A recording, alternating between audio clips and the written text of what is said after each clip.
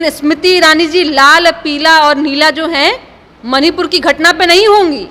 उनको उनका पूरा इंटरेस्ट और उनकी राजनीति बस राहुल गांधी की इर्द गिर्द। दिन पहले भी भाजपा के नेताओं के द्वारा, सांसद के द्वारा बेटियों के साथ में बर्बरतापूर्वक व्यवहार किया गया, जिसने इतिहास में कभी किसी ने नहीं देखा है। उन घटनाओं पे वो कभी भी उनका आक्रोश नजर नहीं। स्मृति ईरानी जी की राजनीति के स्पष्ट रूप से एक व्यक्ति के ऊपर घूमता है और मुझे लगता है कि उनको मेरा नसीहत है, उनको सलाह है कि आप एक महिला होने के नाते और देश में सरकार बयान हो सकता है और इस तरह के बयान से मुझे लगता है कि सभी को बचना चाहिए। और महिलाओं के सम्मान की बात हो रही है तो आंटी को कोई फ्लाइंग किस कैसे करेगा? मैं ऐसा कहती हूँ कि देखिए, राजनीति में इस तरह की चीज़ों का कोई जगह नहीं है।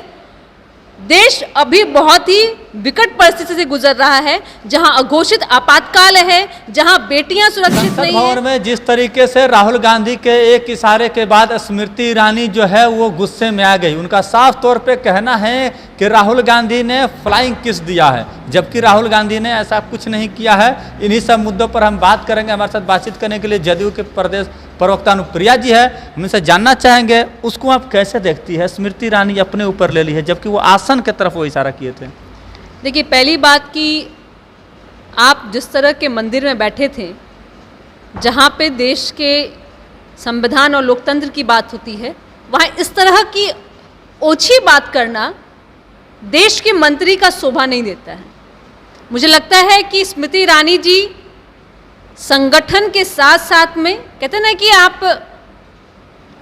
मतभेद होता है, मनभेद नहीं होना चाहिए, लेकिन उन्होंने मत से नहीं मन से भेद मान लिया है। किसी भी दल के नेता के ऊपर इस तरह की ओछी आरोप लगाने के पहले उनको सोचना चाहिए था, जबकि उनका दायित्व बहुत बड़ा है। वो देश में, सरकार में वो मंत्री हैं और पहली बात तो वो महिला हैं। और जिस समय उन्होंने ये आरोप लगाया था उस समय अविश्वास प्रस्ताव चल रहा था। अविश्वास प्रस्ताव किस कारण चल रहा था? वो मणिपुर में जिस तरह की घटना हुई, जिस तरह से वहाँ की महिलाओं के साथ में दुर्भाग्यपूर्ण घटना हुई, उस मुद्दे पे चल रहा था। लेकिन स्मृति ईरानी जी लाल, पीला और नीला जो है मणिपुर की घटना पे नहीं होंगी।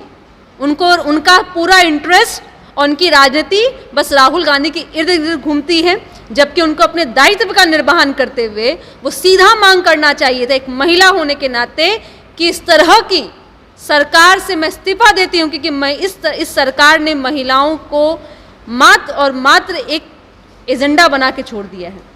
कुछ दिन पहले भी भाजपा के नेताओं के द्वारा, सांसद के द्वारा बेटियों के साथ में बर्बरतापूर्वक व्यवहार किया गया। पूरा देश अपने आप को शर्मसार समझ रहा था, महसूस कर रहा था। मणिपुर की घटना, जिसने इतिहास में कभी किसी ने नहीं देखा है, उन घटनाओं पे वो कभी भी उनका आक्रोश नजर नहीं आता है। लेकिन जो सरकार में है, सरकार में मंत्री है, इसलिए मणिपुर पर भी चुप है, बृजभूषण पर भी चुप है। लेकिन राहुल गांधी के एक इशारा, जबकि उनके तरफ था भी नहीं, उनको आपको क्या लगता है कि राहुल गांधी जी को बदनाम करने की साजिश रच रही थी? देखिए, स्मृति ईरानी जी की राजनीति के स्पष्ट रूप से एक व्यक्ति के ऊपर घूमता है और मुझे लगता है कि उनको मेरा नसीहत है, उनको सलाह है कि आप एक महिला होने के नाते और देश में सरकार होने के नाते आपका दायित्व ज़्यादा बढ़ जाता है। लेकिन वो अपने दायित्व से अलग हट करके कि बस एक राजनीतिक गोटी सेकने का प्रयास, और जिस तरह के वो अभी भी भूल गई हैं कि वो सदन में थी, जबकि उनके मन में हमेशा लगता है कि वो एक चलचित्र की दुनिया में हमेशा रहती हैं, कि जहाँ नाटक की दुनिया उनकी ज़्यादा उनके मन मस्तिष्क पर छाया रहता और हमेशा वो नाटक की भूमिका में रहती। कभी भी वो देश के प्रमुख मुद्दे पे वो महसूस अपने आप को जोड़ नहीं पाती जहाँ उनको जुड़ना चाहिए था। अच्छा, कांग्रेस की विधायिका हैं, उन्होंने साफ तौर पे कहा कि राहुल गांधी को अगर फ्लाइंग किस करना ही होगा तो बहुत सारी लड़कियां हैं, हमारे नेता कुंवारे भी हैं, वो आंटी को क्यों करेंगे? इसको आप कैसे देखती हैं? देखिए, ये उनका निजी बयान हो सकता है और इस तरह के बयान से मुझे लगता है कि सभी को बचना चाहिए। और महिलाओं के सम्मान की बात हो रही है या किसी भी तरह की, मुझे लगता है कि ये उनका अपना निजी मामला है और निजी मामला है। लेकिन उनका साफ तौर पर कहना है वो आंटी है, तो आंटी को कोई फ्लाइंग किस कैसे करेगा? मैं ऐसा कहती हूँ कि देखिए, राजनीति में इस तरह की चीज़ों का कोई जगह नहीं है।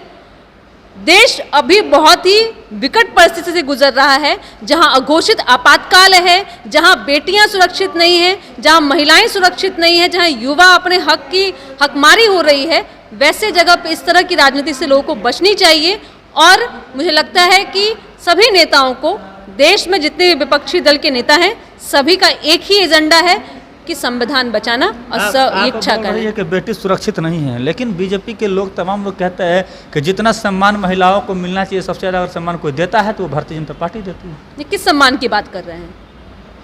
ब्रिजभूषण सिंह ने जो किया वो सम्मान है क्या?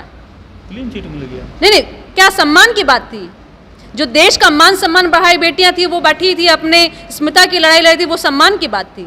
मणिपुर में जो हुआ वो सम्मान का बात था। ऐसा सम्मान नहीं चाहिए, ऐसा विकास नहीं चाहिए हमें।